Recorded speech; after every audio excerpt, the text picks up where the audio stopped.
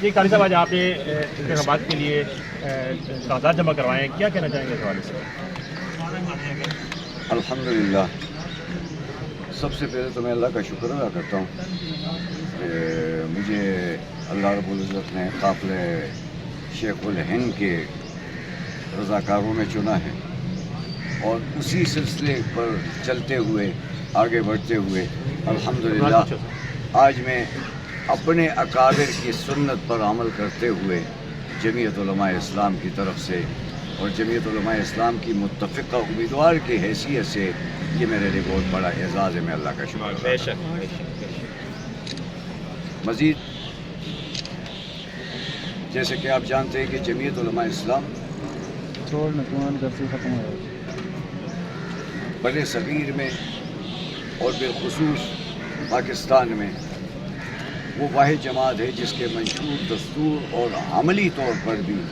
اس ملک کی تعمیر و ترقی کے لیے اور قرآن و سنت کی بالادستی کے لیے انشاءاللہ آئندہ بھی جاری رہے گی۔ اس سلسلے میں آج الحمدللہ حلقہ PP1 سے ابتدا کر دی گئی ہے، اور حلقہ PP1 پہلے بھی میں بتا چکا ہوں، میری جماعت بھی اس بات کا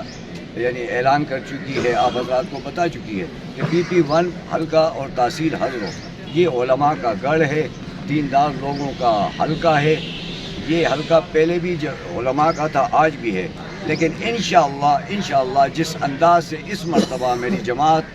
کارکن اور عوامی حلقے کی ہماری طرف جماعت کی طرف متوجہ ہیں،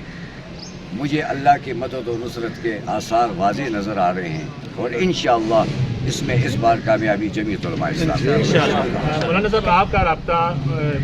مرکزی قیادت کے ساتھ مولانا فضل الرحمان صاحب کے ساتھ بھی ہے، اور آپ کی جماعت PDM کا حصہ بھی ہے، تو آپ کو الیکشن ہوتے نظر آ رہے ہیں؟ کچھ قائدین نے آپ کو ہدایات جاری کی ہیں؟ جی، ہمیں قائدین نے اس حوالے سے قائدین کی جو پالیسی ہے جو آپ کو پتہ ہے، مجھے بھی پتہ ہے،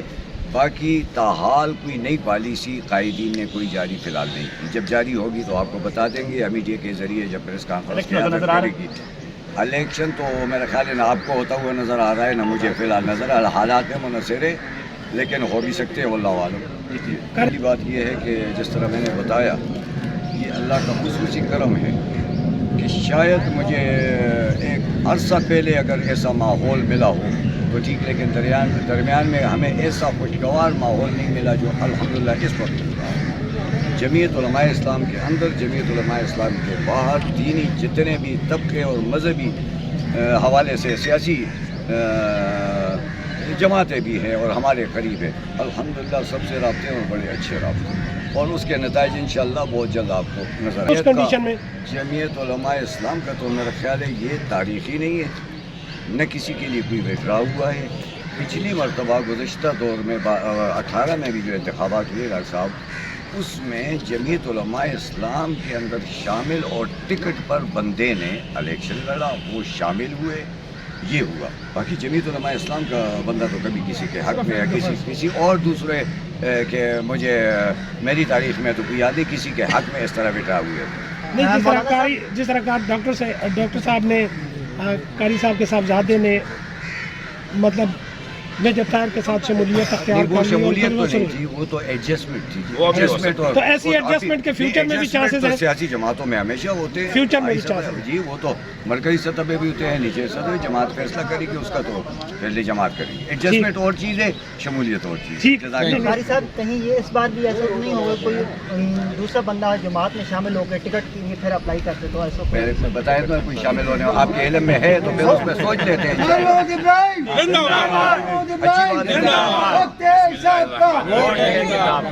تمام صحافی دوستوں سے کا بہت شکریہ ادا کرتا ہوں کہ آپ ہمارے عزت افزائی کے لیے تشریف لائے،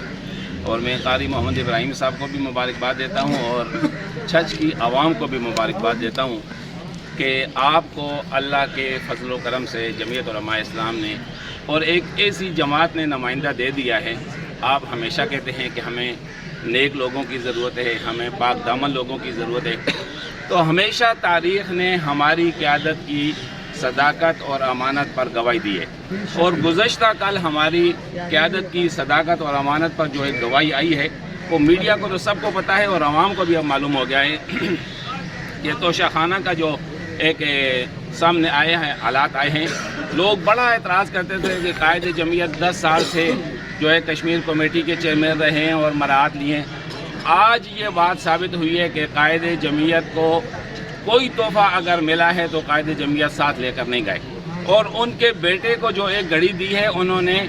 20% دے کر غریب عوام کا مال اپنے گھر نہیں لے کے گئے بلکہ قومی خزانے میں جمع کیا ہے. تو اگر عوام یہ چاہتے ہیں کہ نیک لوگ آئیں، اگر عوام یہ چاہتے ہیں کہ دیانتدار لوگ آئیں، اگر عوام یہ چاہتے ہیں کہ امانت دار لوگ آئیں، تو جمعیت علماء اسلام پورے پاکستان میں امانت دیانت سے مزین جو ہے اپنے نمائندے میدان میں لا رہی ہے. اگر ان نمائندوں کا انتخاب کریں گے تو پھر یہ سارے معاملات ہوں گے، ورنہ یہ چور چور چور ایک دوسرے کو کہتے رہیں گے اور چوریاں کرتے رہیں گے. سب سے زیادہ جو اپنا مورال بلند رکھنے کے لیے دوسروں کو چور کہتا تھا، آج ثابت ہوا ہے کہ 3 سالوں میں جتنی چوریاں اس نے کی ہیں 70 سالوں میں کسی نے اتنی چوریاں نہیں کی. لہذا میں عوام سے کہتا ہوں کہ اگر آپ یہ چاہتے ہیں کہ یہ غربت ختم ہو تو آپ کو جمعیت علماء اسلام کا انتخاب کرنا ہوگا اور آپ کو نیک نمائندے کا انتخاب کرنا ہوگا. باقی یہ سارے اپنی پراپرٹیاں بچانے کے لیے، اپنے بیلنس بچانے کے لیے کروڑوں روپے خرچ کر رہے ہیں، بڑی بڑی گاڑیوں پر جو آ رہے ہیں اور عوام کو جو دھوکہ دے رہے ہیں. اور میں آپ کو یہ ایک خوشخبری دوں گا کہ وہ تو 18 کا الیکشن تھا اور ہمارے قائد محترم نے فرمایا تھا کہ ابا جی کی سرپرستی میں آپ نے الیکشن لڑا تھا. اب الیکشن میں آپ کے سرپرست آپ کے سروں پر نہیں ہیں، آپ کے ابا جی فوت ہو گئے ہیں. تو اب انشاءاللہ آپ کو پتہ چلے گا کہ آپ ایک ایک حلقے میں کتنے الیکشن لڑتے ہیں. اور اس دفعہ پوزیشن جمعیت علماء اسلام کی چونکہ مورال بھی بلند ہے کارکنوں کا بھی اور عوام کا بھی، اور یہ لوگ آپس میں لڑ کے مریں گے اور انشاءاللہ قاری محمد ابراہیم صاحب اگلی دفعہ